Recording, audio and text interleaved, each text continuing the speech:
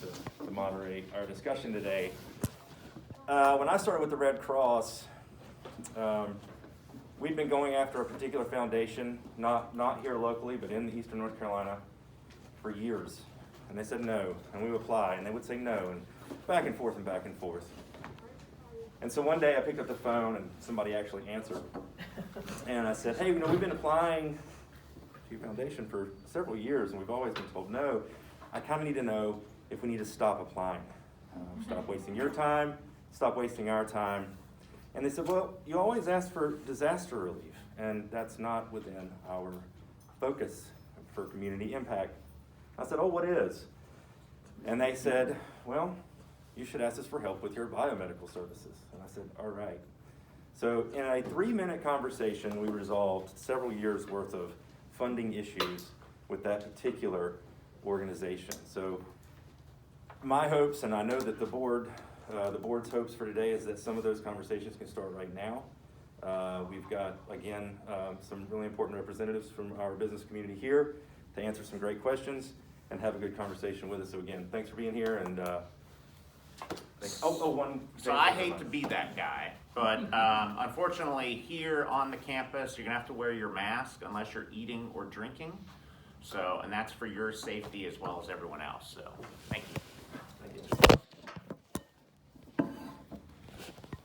Okay, so from a little anecdote myself by introduction. So I've been in the Chamber of Business and advocating on behalf of business for most of my career, but I took a little break for about 3.5 years, and I worked for Goodrich Corporation in corporate philanthropy and corporate engagement and volunteer programs for our employees. And so I know a little bit about what they do, and then of course I have these business relationships through my work at the Charlotte Chamber and here in the Wilmington Chamber. And so David's point about really knowing what the funder wants to fund is important, and we'll get into this a little bit later, but also making sure that they know the kinds of talent that you are trying to attract, whether it's to your board or to other activities in your organization. And so rather than us reading a bio about each of them, we're going to ask each of them to introduce themselves. And in that introduction, we want to talk about their corporate citizenship, because a lot of companies are just now growing into their definition of corporate citizenship. Now, we've got some examples of companies that have been defining it for decades as well here, and so as they talk about what they fund, as they introduce themselves, we want them to also answer, what's your organization's history as a corporate citizen and as a corporate giver, roundabout, and then what are the general goals of your community outreach programs, the long and short term, and not just those regarding financial support of community organizations. So. Okay, wow. All right. No pressure. Like she said, my name is Zedrick, Applin. I'm the head of diversity, equity, inclusion, and community at nCino. What that means in a nutshell, I lead all of our diversity and inclusion efforts, as well as all of our volunteer and philanthropic efforts. A little bit about nCino. I know many of you may know what nCino does, or I've worked with a lot of you in the past over the year. I've been in this particular position about a year now, so I've had the opportunity to meet many of you via Zoom, some in person. So it's good to put faces with names with those who I've either met over email or through Zoom over the last year. To talk about nCino's kind of what our corporate passion is, we are rooted and grounded in our 6 core pillars of the community, and that's doing the right thing, making someone's day, bringing your A game, and there's 3 others that I can't think off the top of my head. But essentially, what our passion and what our mission is as it comes to philanthropy and community involvement is really us making the community a better place for everyone here in the Wilmington area, and then wherever we have our global offices. So for those who don't know, nCino has global offices around the world. We have 2 two additional offices here in the continental U.S., 2 in Salt Lake City, 1 in Canada. We also have an office in London, an office in Sydney and Melbourne, Australia, and then an office in Japan. So we are very much geographically dispersed around the world. So it makes philanthropy sometimes a challenge, but also it does give us the opportunity to have a much wider impact. The majority of our employees are here in the Wilmington area, and so that's where the majority of our philanthropy dollars are circulated here within the Wilmington community. Part of our efforts, and as you mentioned, is since we are a technology-based company, we seek first to do a lot of technology-based type of giving. So those type of programs that are geared towards STEM education for youth, or STEM education for adults that are transitioning maybe from a lower, low wage, low impact, low skill level jobs into higher wage and higher skill impact jobs. So we work with a number of you kind of around the city that have programs like that, or have programs that are geared at STEM and STEM related education.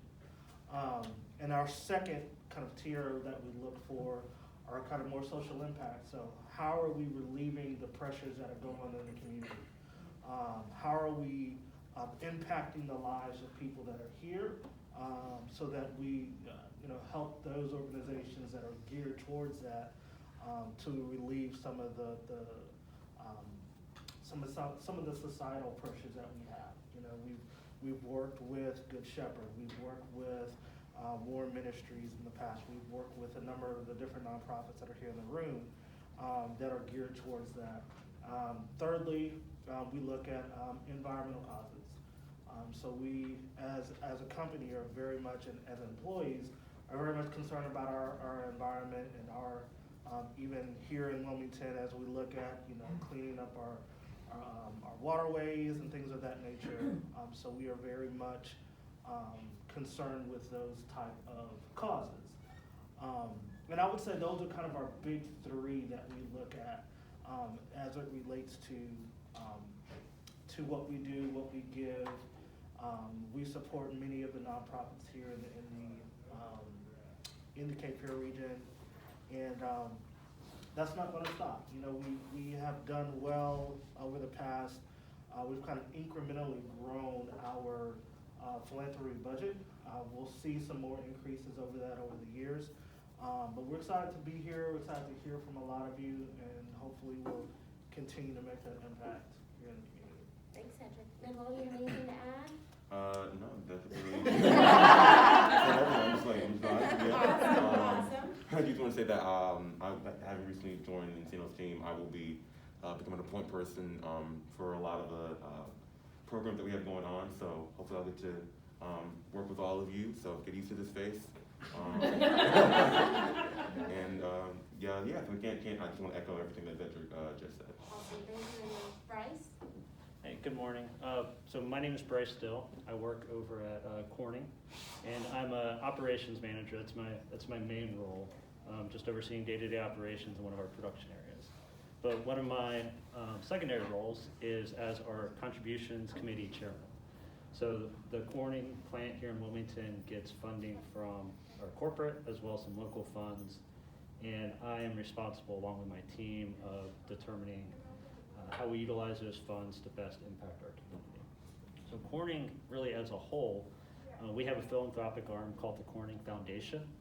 It's based out of Corning, New York, which is where Corning as a whole is based. Corning Foundation has been around since, I believe, 1952.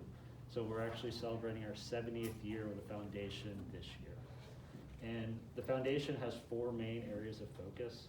It's education, it's health services, it's culture, and it's volunteerism.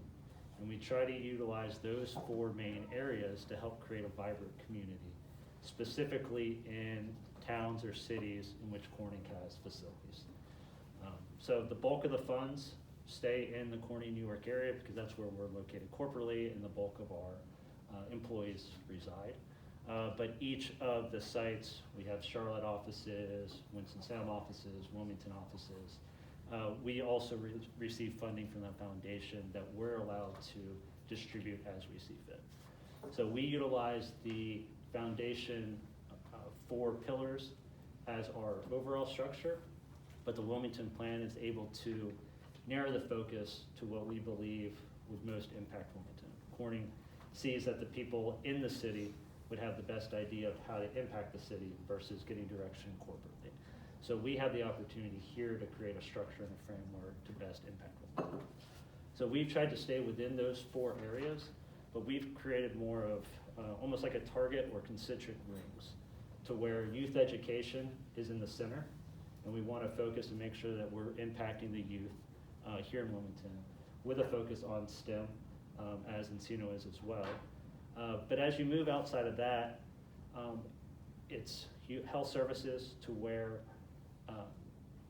youth education is important. We need to make sure we are focusing on schools, but what a student does outside of the school has a tremendous impact on how they act and how they work inside the school. So focusing on human services that help to impact students and help them to be successful. Do they have enough food? Do they have a home life that's stable? Do they have a roof over their head? Are they able to come to school and focus on school? So outside of the youth education is our health services, and then cultural events as well. Can students participate in musical events, theater events? Can they attend events? Some of them have never been able to go to cultural events. Can they take a field trip or go on a weekend? Can they get transportation to it? That's kind of the next ring in our concentric circle. And then volunteerism on the outside of that, of can we actually have boots on the ground in the schools or at these events to help influence our children. So Corning here in Wilmington, we've really tried to set a focus around youth education while also ensuring that those other rings, the health services, the cultural events, the volunteerism, help drive to support our children and grow the education and hopefully grow Wilmington as a whole as we move through the years. Thanks, Bryce. Jennie? Hi, so I'm Jennie Jackson. I am a market executive for Bank of America. That's my title, but essentially what I do a lot of what Bryce does. I am responsible for helping to build out the framework around our local grant development here, but I also drive internal business strategy on how we as an organization best serve our clients and customers in the southeastern part of the state. Bank of America is structured similar to Corning. We have a charitable foundation. It's been in existence since 1958. It sits in Charlotte where we're headquartered. Much like Corning, we have sort of top of the house charitable foundation dollars that go out to a number of different organizations nationwide, but then they also provide funding specifically to markets across the US. So there's about 93 markets in the Bank of America framework. Some are considered suburban, which are markets of my size, or Myrtle Beach or Savannah, Georgia. And then above that is a metro tier, which is more of your Triangle, Raleigh area, Jacksonville, Florida. And then you've got your major markets, Boston, Dallas, Charlotte, Houston. The funding that goes to each of these specific locations is largely driven by how big their presence is in that particular market, the amount of associates they have in that market, the amount of clientele they have in that market. And so you'll notice that a Charlotte or Boston is going to have a much bigger pool of charitable dollars to give out locally, and then it sort of dwindles down based on market size. Our 3 pillars, we focus on clients, communities, and employees. Those are our 3. Specifically, how we provide our grant funding is typically driven around economic mobility. So where we really try to give dollars are in those areas in which we feel are going to propel our communities forward.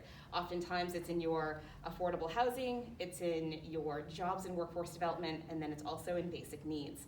It's not to say that we don't give to other areas. We do provide funding to, say, the arts, but oftentimes there's typically a tie back to one of those economic components. So we might partner with the museum, the Cameron Art Museum, but maybe specifically we are funding their field trip program with New Hanover County students who attend low to moderate income schools.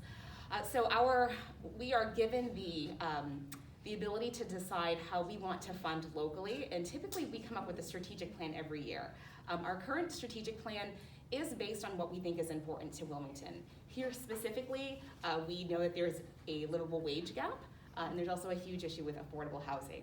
So for us, that is our focus area in terms of where do we anticipate we really want to try to move the dial, and we believe it's in those areas. But we also understand that you can't necessarily do that without thinking about basic needs. You just can't forego people's sort of very essential needs to sort of drive the dial forward. Now, all that said, we do also, that's sort of where we give our grant funding. We also partner with organizations outside of that, and that is sort of it's a different bucket of dollars, and that's sponsorship marketing, right? Or marketing sponsorships.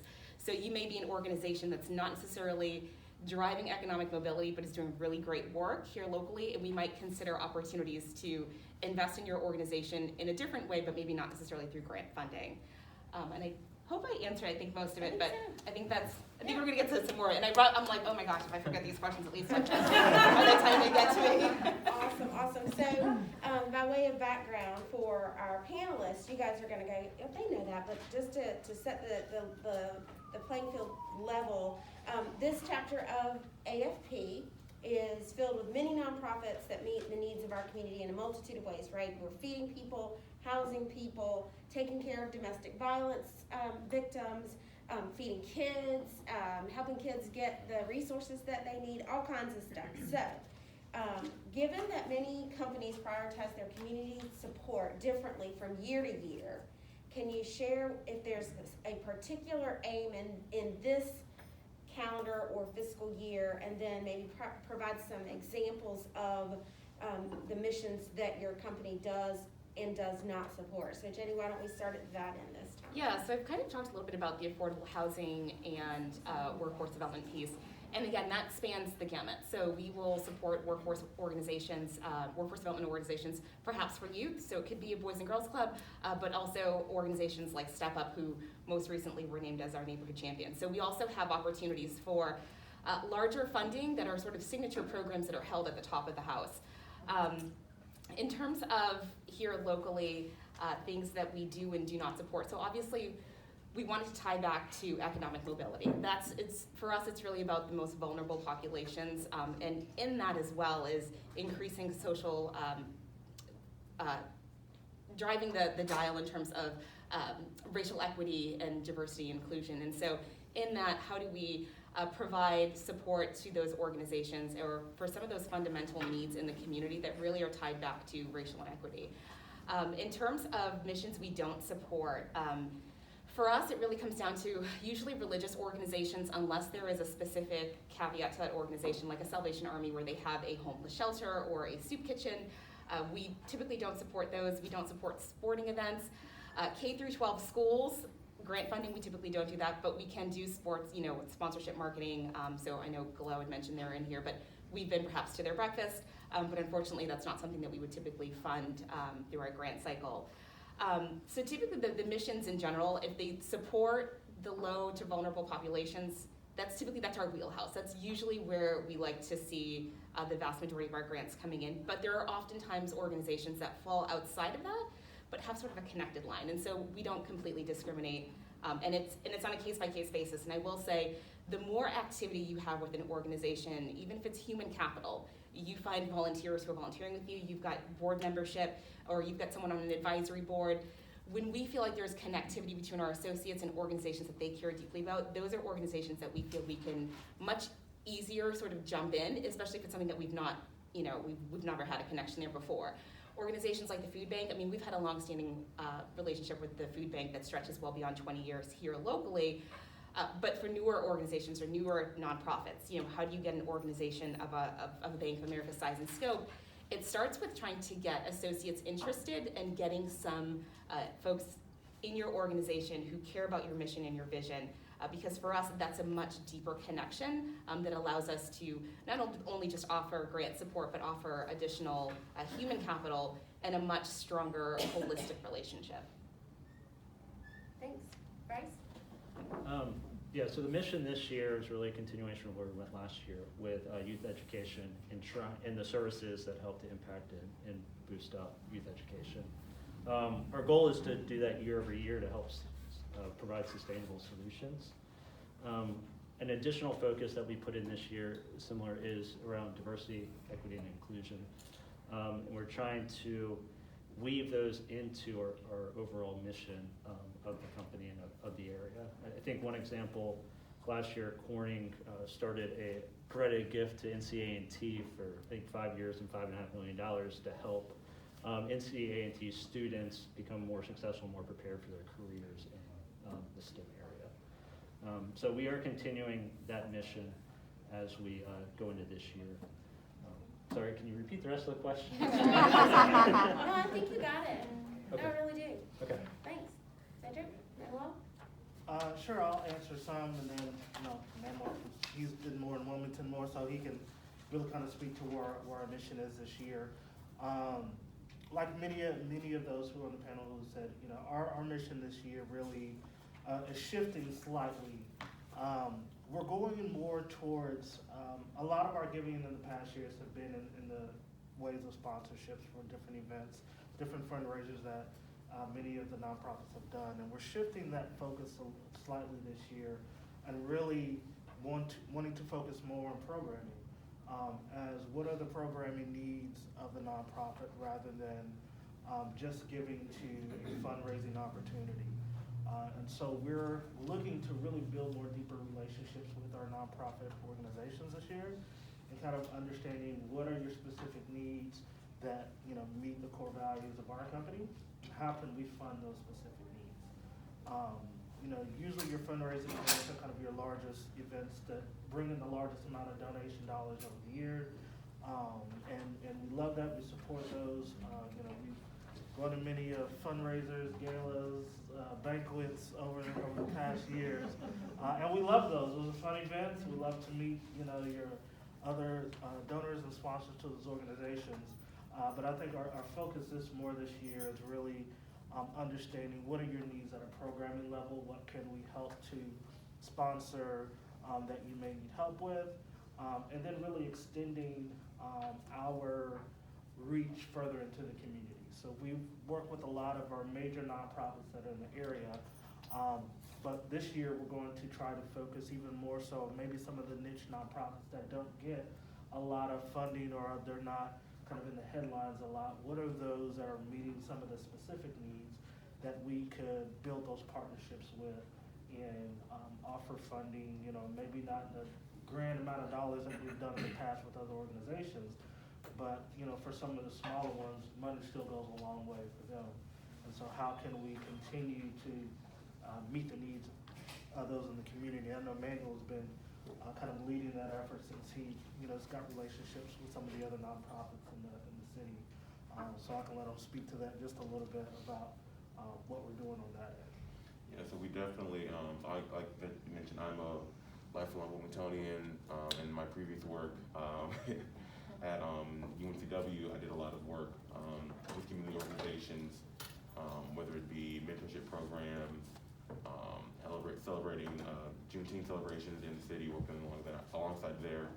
So this was actually the first year that nCino sponsored, or the sponsor for the MLK parade. So that's an example of an organization, the Southeastern North Carolina MLK Celebration Committee.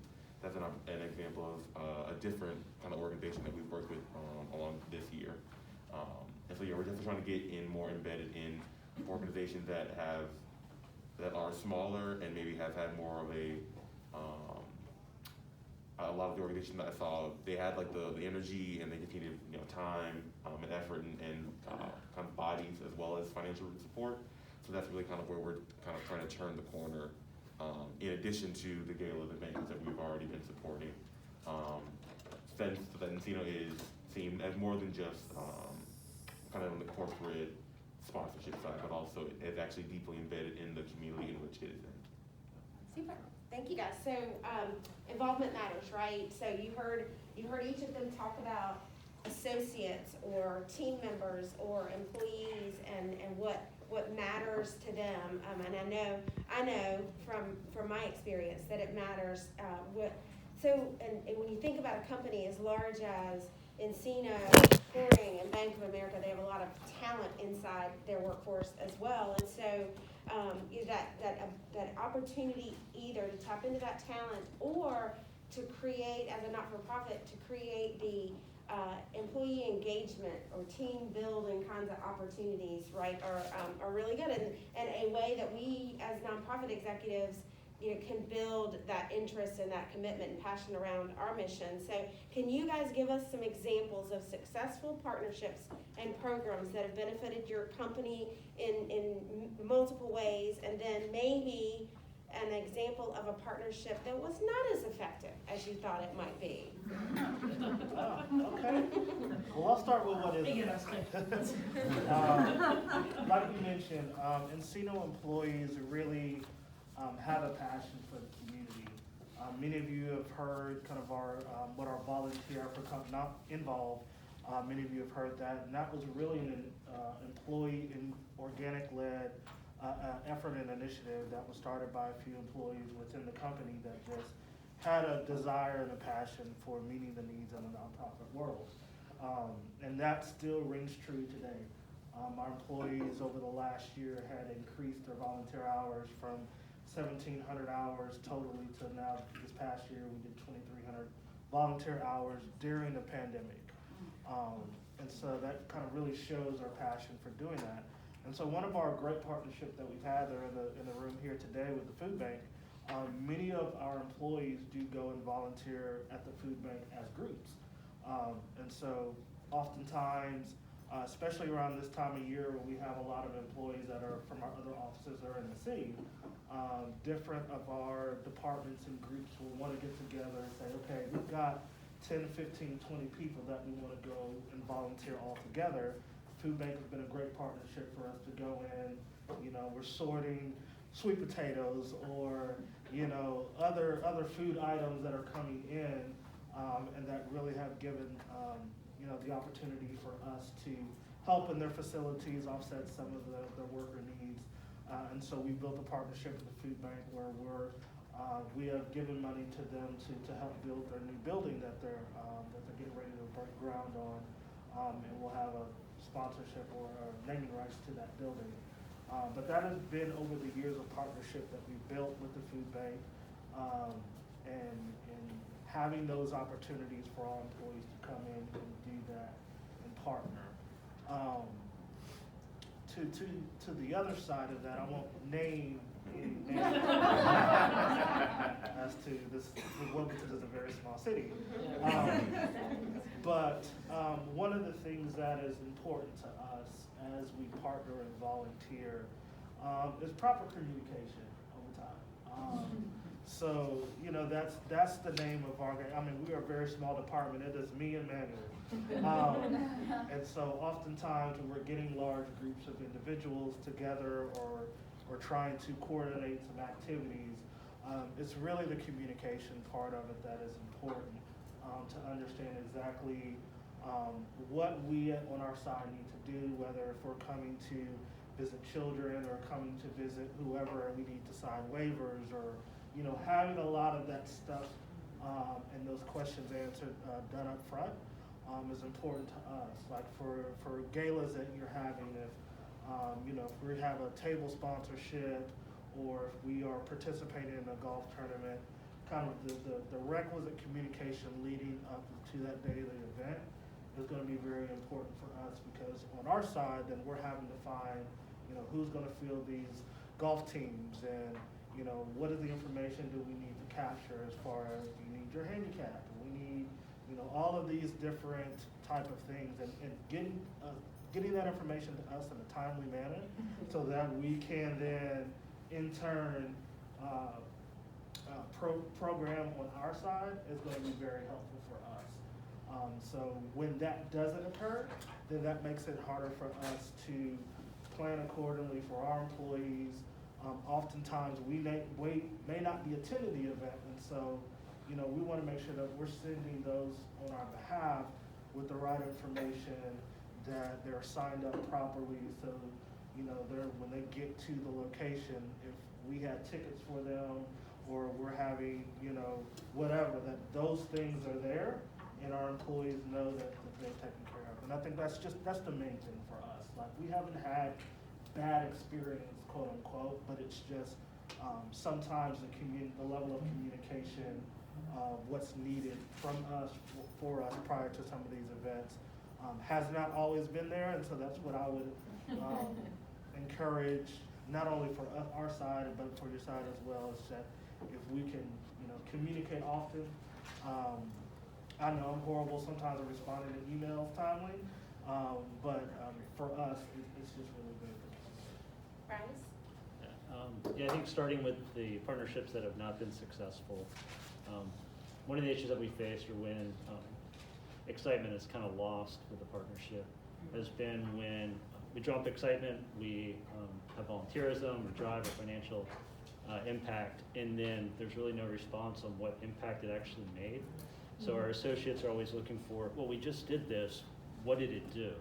And we don't hear anything back, we don't know what happened, the interest drops off, and then when it comes up again, people aren't quite as excited to engage a second time because they didn't see what happened the first time. That's a great, you guys, are y'all taking notes on that? So helping us to understand what impact you made with the hours or the dollars or the goods that we provided goes a long way in the continued support. On the positives, we have a large plant. We probably have 700-800 people, and leveraging those people is huge for the community. I think it's in two ways. One is through like donation drives. It doesn't necessarily have to be financial, but are there goods that we can provide? In the fall, we did a food drive with Mother Hubbard's Cupboard, and people were able to bring in food and help support the shelter there. We do a Salvation Army Angel Tree every year, and even our United Steelworkers have done like boot stripes, work boots. They wear work boots every day. They get new pairs on a regular basis.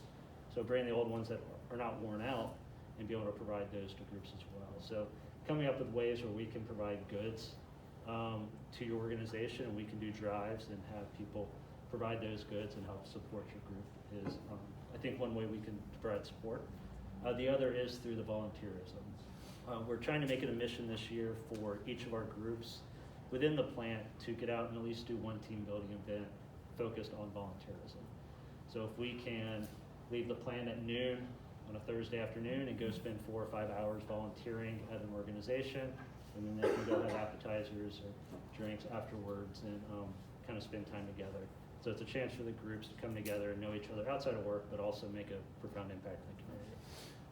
I know COVID has made that challenging, but hopefully we start to make it out of it. We can do more of those. So it's something that we want to put more focus on this year, and hearing feedback from these groups here on how we can volunteer and what areas you need to support is a great way for us to be able to make an impact. Corning actually has, out of the foundation itself, something called Dollars for Doers. So anytime a volunteer works with an organization, if they work 5 hours, the foundation will actually provide $75 towards the organization itself.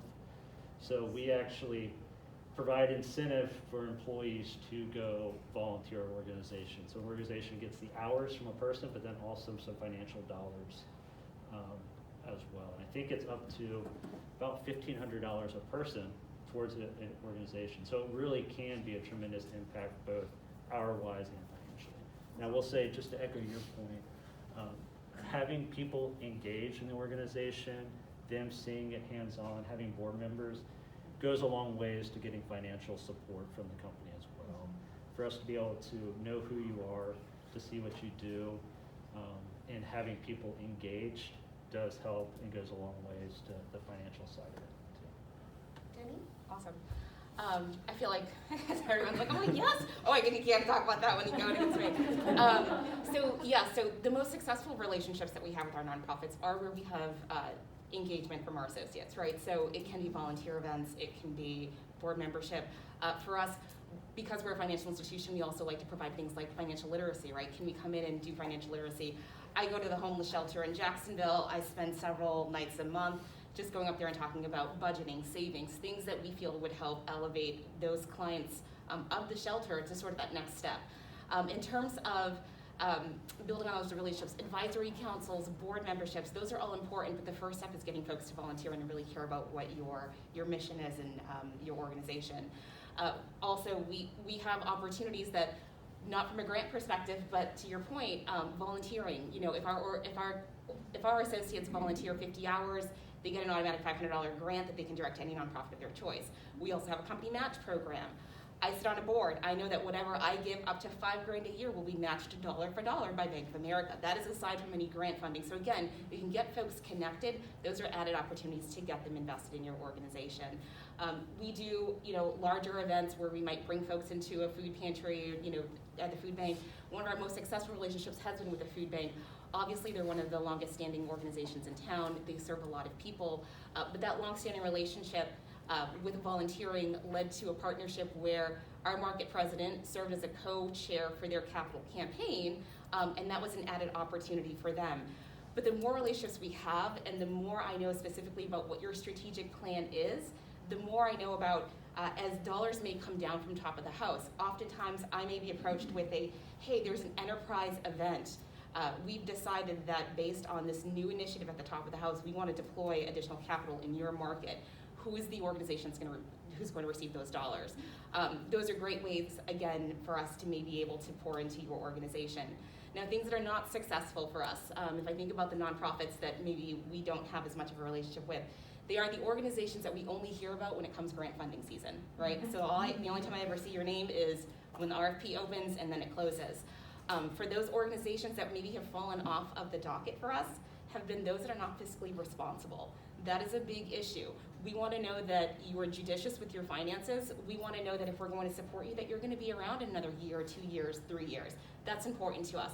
So being able to manage your dollars, yes, impact is important, outreach is important, outcomes are important, but your ability to manage your finances and be able to show that to us is also important, because what we want to know is we want to know the dollars are going to be put into good use in the community. The other part of that is we also want to be mindful that if something comes from the top of the house, if I get a $100,000 grant that's going to be deployed to one very specific area, I want to know that your organization can actually scale those dollars. Can you actually activate those dollars in your nonprofit in a way that makes sense, in a way that is lasting, and in a way that is impactful? So those are probably the things that we most get behind. So again, it can run the gamut. It may just start with you connecting with someone. You're like, oh my gosh, this lady I go to church with, she works at Bank of America. I'd love to get her over to, one night at, our nonprofit. It starts there. We may already have an existing relationship, and that's great, but everything that everyone said is incredibly important, whether it's timely communication. For me, a lot of it is understanding what's happening in your organization, what's changing in your organization, what's coming up, what's important, because you may be an organization that essentially sits in one wheelhouse, but there might be something bigger that's coming. You might be a Good Shepherd Center and you're like, listen, we got these dollars from the city. We're trying to, build affordable housing units. This is gonna be something different for us. We're starting a capital campaign for that.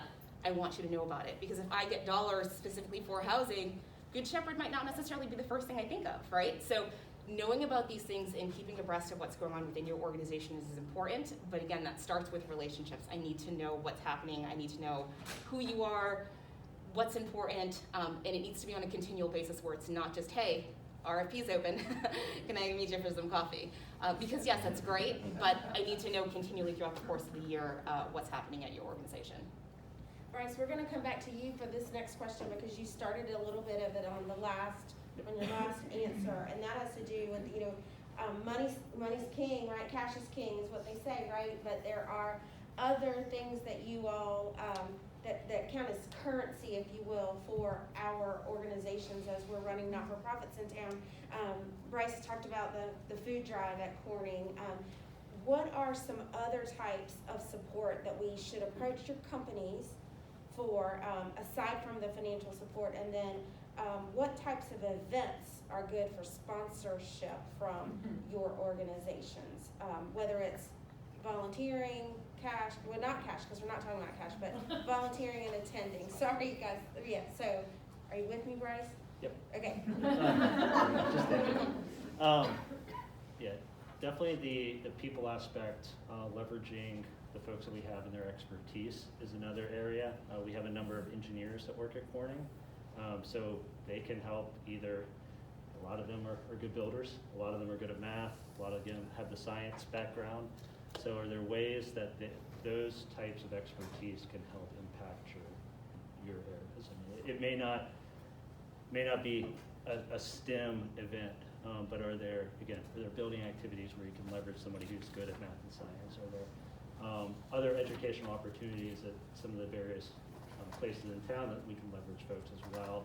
Getting them out and helping to support, I think, is important, and trying to leverage our folks where they, again, already have expertise, or it may just be boots on the ground and just the manpower piece. We can help there. From a sponsorship perspective, I think really it's just working to stay within our framework that the Corning Foundation has between the education, human services, culture. Staying within that framework, I don't think there's a specific event that rings true to Corning that we need to sponsor or not sponsor. I should mention, like you said, specific schools we typically don't support, but if there's a specific activity within the school, we may be able to support either financially or resource-wise, and then religious groups as well. We aren't going to specifically support a religious group, but if there's activities or functions that they have that we can support, we like to do that there. So we do sponsorships. We help support various activities, but I don't think you need to limit the scope on what those are. Think work with us. Let's look at it case by case, and we can hopefully be able to leverage both financially and people-wise to help support the organizations. Jennie?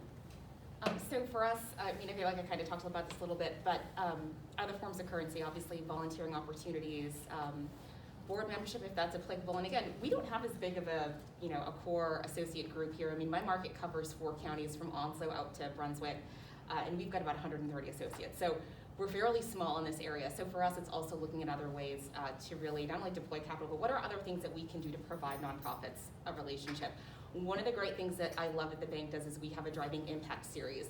It's a monthly series that's run by the Bank of America Charitable Foundation, in which they bring in various partners from outside of the organization to talk about things that are important to nonprofits, whether it's capacity planning, whether it's finances and fiscal management. And that's just a way for us to engage several nonprofits all at once to really give them some subject matter expertise that they may not necessarily have access to otherwise. Oftentimes nonprofits are running very small teams and have very limited resources in terms of how do I develop my existing associates, how do I develop my team, what opportunities can I personally invest in to help my own personal growth and development. And that's a great way for us to get you connected. And what I'll do is I will send David I'll ask him for the link, or Stacey, I can send it to you as well. The next Driving Impact series, it's free to join. I send you a web link, you register online, and again, it's open to nonprofits across the US. So that's a great way for us to have a relationship as well.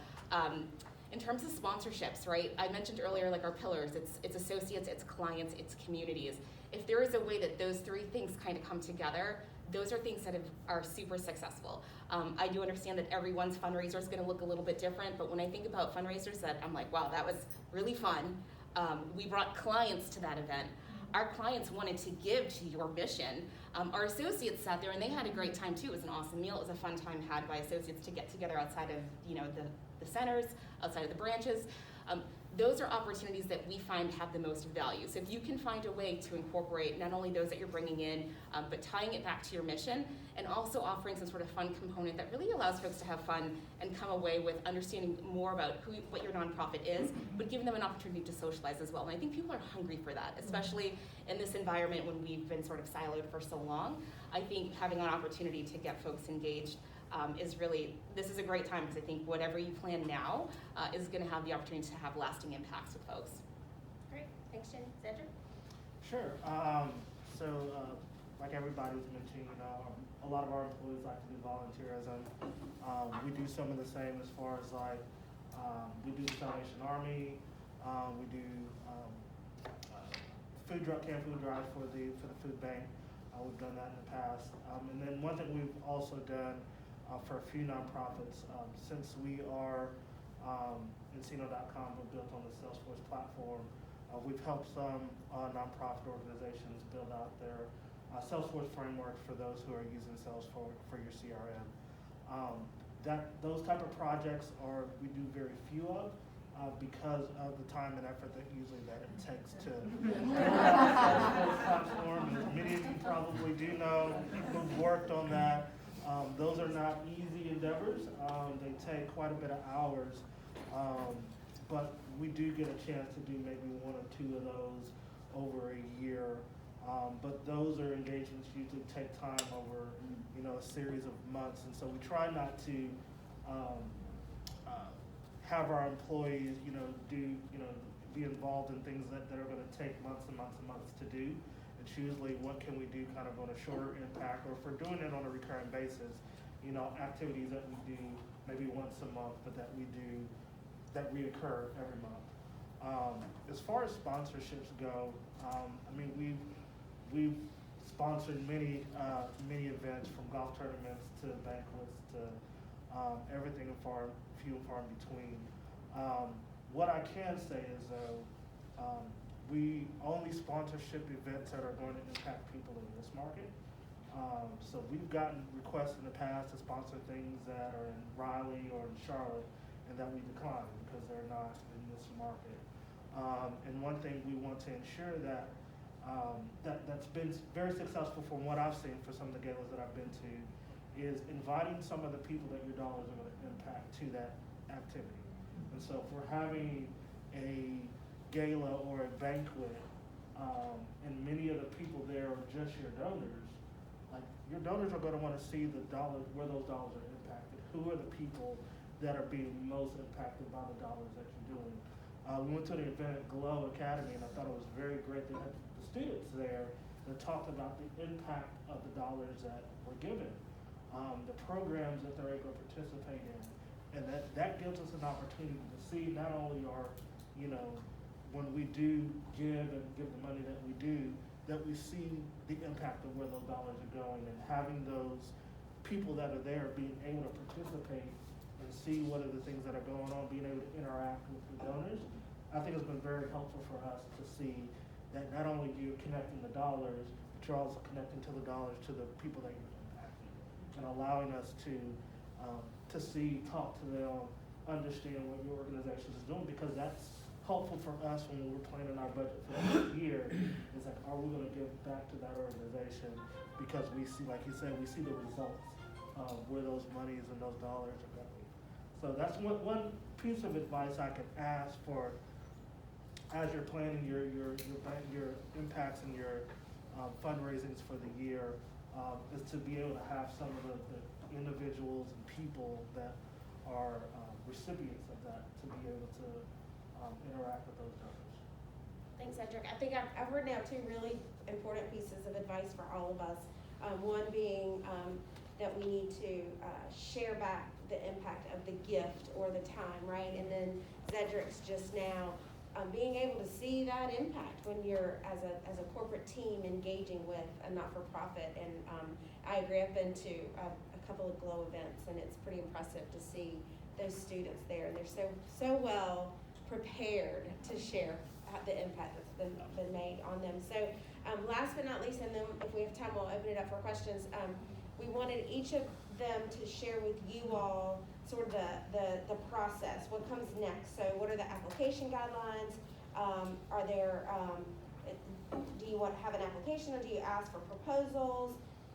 What are specific timelines, and what's the frequency of funding requests that come to you? And I know for a long time experience with Bank of America that there are so many different ways to access funding at Bank of America.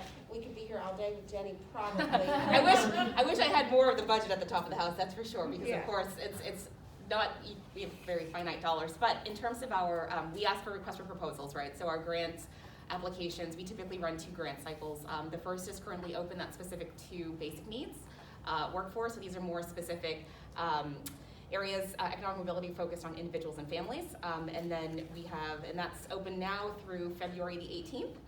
And then for that specific to, those are economic mobility focused on the needs of the community. So things like neighborhood revitalization, affordable housing, the arts, that opens up in June, and that goes, May 30th, and that goes until June 24th. So right now we're currently in that RFP window. Marketing sponsorships, obviously we look at those year round. You can apply directly online for those. For the grants, it's bankofamerica.com/foundation, and you can find all of our eligibility criteria there. But for the sponsorships, those you can apply online, but I will say an email to me goes a lot further because it goes into a queue. I'm gonna look at the queue, and then I'm just kind of weeding through. So information about what the sponsorship is, what are the tangible benefits from said sponsorship. I will say one of the things that, I don't know that anyone's here has said it, but organizations like ours love when a nonprofit specifically provides what we called earned media, right? It's your way of saying, this is what this organization has done, and this is the impact it's created, and this is how we are telling the community. Because I love to give out dollars, it's the best part of my job, but I don't want to shout that from the rooftop, because that doesn't really provide impact. Bank of America doesn't want to be like, oh my gosh, it's so great, we gave out these dollars. No. I want you to say, we're doing so much work in the community, we love this partner, they're great, but here's what we've done. And so that is really what we're looking for, is we're always looking for our nonprofits to provide opportunities to talk about that impact in a way that maybe indirectly says, oh, Bank of America, one of the partners, great.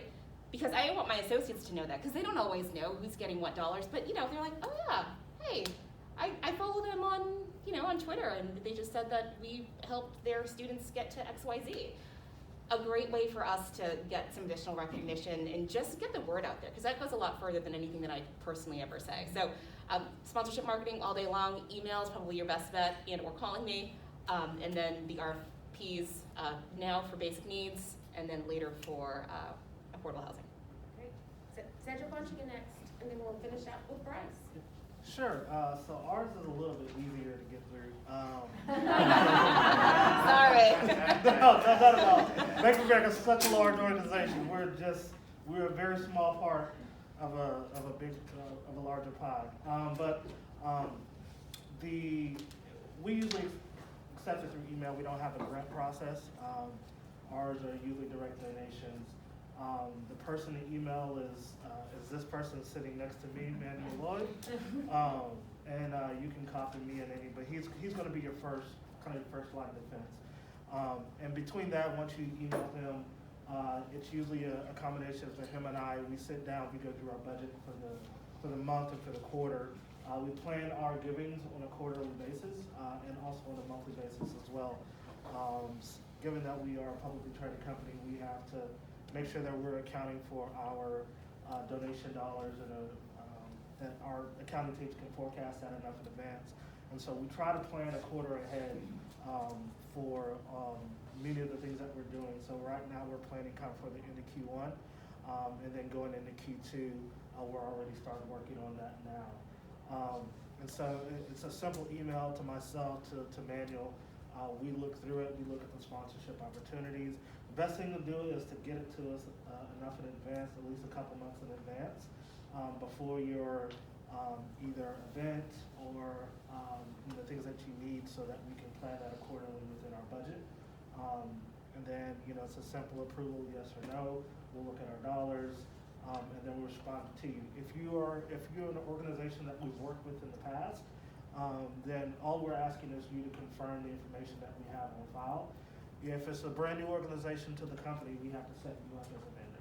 And so there's going to be some information that we'll need from you as far as W-9s, any type of we like to pay through your ACH, so we may be asking you for your banking information, and our accounting team will be calling you to verify the information prior to those funds being remitted. So I would say being open for communication from our accounting team is going to be important, as if we're setting you up as a new vendor, because they're going to verify everything. There's been a few nonprofits that we work with. It's been hard to get in contact with a person who we've listed on the form that's given their banking information, and so it slowed down the process of you actually getting those funds. And so once those funds are submitted, and once we've given approval, then it takes a few weeks. We have 2 payment cycles that we run through the month, and so it still may take a few weeks to get to you. But we try to not make it too cumbersome. But we may ask for, if you're having a gala, please send a sponsorship package for that. If you have a specific program that we want to support, please send us some literature on that program, so that we have it for our records, something that we can refer to. And please always suggest how much you're needing. Many will say, here's our sponsorship packet, or here we have these particular programs, but what we want to hear is, what are the dollars that you do need? Do you need this dollars to go here or that, so that if we may not be able to give all, but we may be able to give some. So I would always say come with a dollar amount, and then we can kind of work with you on what the dollar amount is, if it fits within our given criteria. Super, thanks. Bryce? In the Corning fiscal year runs January to December, with our portal for applications being from February 15th to September 15th. We don't have specific areas that have to apply within a certain window. You can apply anytime within that February to September timeframe. We do try to allocate 50% of our funds by June. So essentially have 50% of the funds completed halfway through the year. And we do run out of funding at the end of the year. So once it's gone, it's gone. So if you apply it September 1st, even if it's a great organization, if our budget is maxed out, we have no other funds to give for that year. It had to be next year. The other piece is that we do typically only give to each organization once per year. So it's unlikely if you receive funding in March that you would again receive it in August or September. So it is typically once per year. The application process, we do have a website, corningfoundation.org, where you can just Google Corning Foundation. You can apply through there, or the best is really an email to me. Any funds from the Wilmington facility will go through my team. So we will review all the applications and grant proposals and make decisions on those. We typically meet quarterly. If it's urgent, we can meet sooner, but it is helpful. The sooner you can get it in, the more time you can give us to review it, process it, and get funding to you, the better. We try not to work in last minute situations if we can avoid it. The application process is the organization, the mission of the organization. The amount of funding is important. We do want a dollar figure. And we do frequently have situations where we can't fully fund a grant, but we can do a partial funding. So letting us know the amount is key. The timing of when you need the funding, but also when you plan to use the funding. Letting us know that it's going to be used 3 months from now, it's going to be used on this specific project, and we have this specific impact. The more specificity you can give us in the proposal, the better. The broader proposals typically don't go over as well as ones that provide a specific timing, amount, project, and impact. Laying those things out for us are the ones that tend to be the most successful.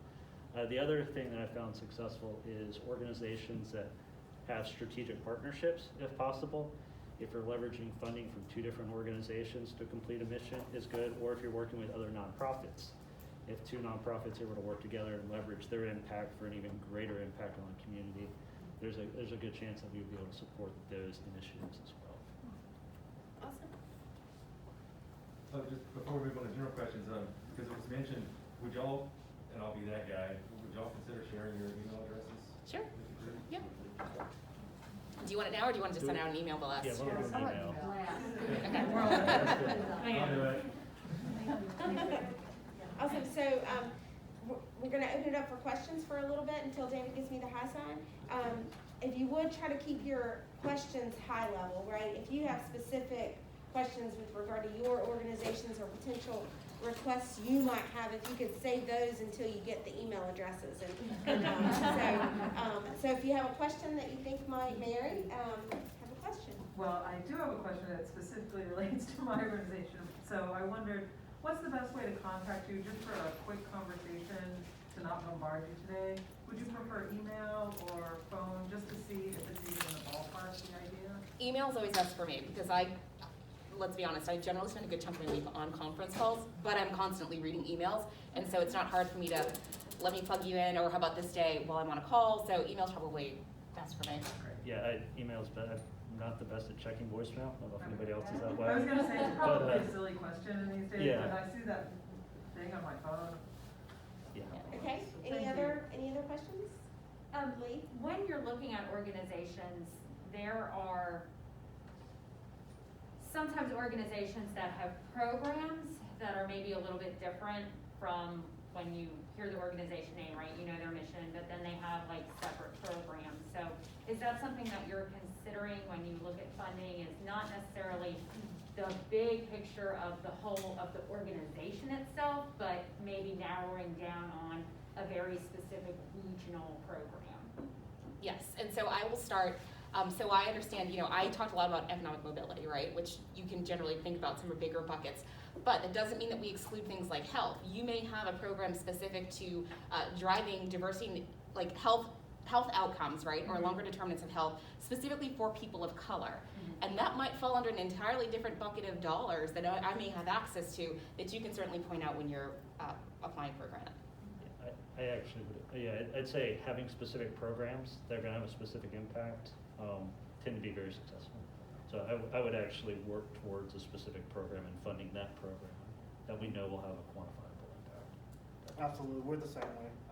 I echo everything they said here. Programs are best ways for us, especially as we're gathering at the end of a fiscal year and we have to say what's the impact of the dollars that we're given. Talking about specific programs that meet our core values, needs are important to us to say we funded these types of programs regardless of what the organization's kind of overall mission. We look at what are the programs that they're doing and where our dollars are going impact. Anybody else? Back in the back. I know Bank of America does this. And Bryce, I think we've had a conversation with my organization. But outside of Wilmington, Pender County area, do you guys fund outside of just Wilmington? Yes, so we're in Wilmington, I guess Wilmington proper, you can consider Pender County, Brunswick County, here New Hanover County, and then kind of up even sometimes in the Columbus County and some of the outlying cities, we try to impact kind of the inner outskirts of Wilmington, where many of our employees live. I live in Pender County myself. We've got employees that live in Brunswick County, even all the way up into Jacksonville, in those areas. So we try to impact wherever our employees are at. And so we consider not just the city of Wilmington and New Hanover County, but some of the surrounding counties as well. Thank you. And I'm like, oh my gosh, that's Dawn. I have to talk to her because I have not met her yet. But I see the icon for Share the Table, right? And I'm like, oh, she was at my church event on Sunday night. I didn't see you then either, but I heard you point it out in the thing. So just goes to show how small the community really is, though, right? So like you would talk to somebody. I've spoken to Jane several times over the last several years, and I've never actually seen her in person until this morning. So I think you heard Jennie talk about their region. What We about? go Onslow, Pender, New Hanover, Brunswick for my market specifically. And Bryce? Yeah, it's New Hanover, Pender, Brunswick, Columbus County. It's essentially where our employees live is where we Yeah. want to support. Super. I think I saw a hand over here. Did I? Somebody moved. I was gonna say one more, maybe, if we got Okay. one more question, we got time for that. Anybody? No? I think we all have a million. I know they're very specific, right? Blown So, up. yeah. So, all right. So I guess you guys are going to send email addresses out to the gang. Are we doing announcements? Sorry. Yeah. Sorry, we're like doing this debate over here. Can we, before we go there, can we give our panel a big old in the event that they need to get on their way? You guys can stay or go. Up to you guys if you want to see them. We're going to do announcements really quick, so I'm going to guess, Sarah, you have one? Yes, so my favorite program at GLOW is happening on February 23rd from 8:30 to 12:30. It's Cool Women, Hot Jobs. If you are a cool woman with a hot job, which you all are, and you know anyone, especially at your organizations, I'll share that with you guys as well. It's a great opportunity to meet with our students. They are learning how to network. They'll have business cards. They want to learn about your career path, whether it's traditional, non-traditional. The opportunity really is, A, for our students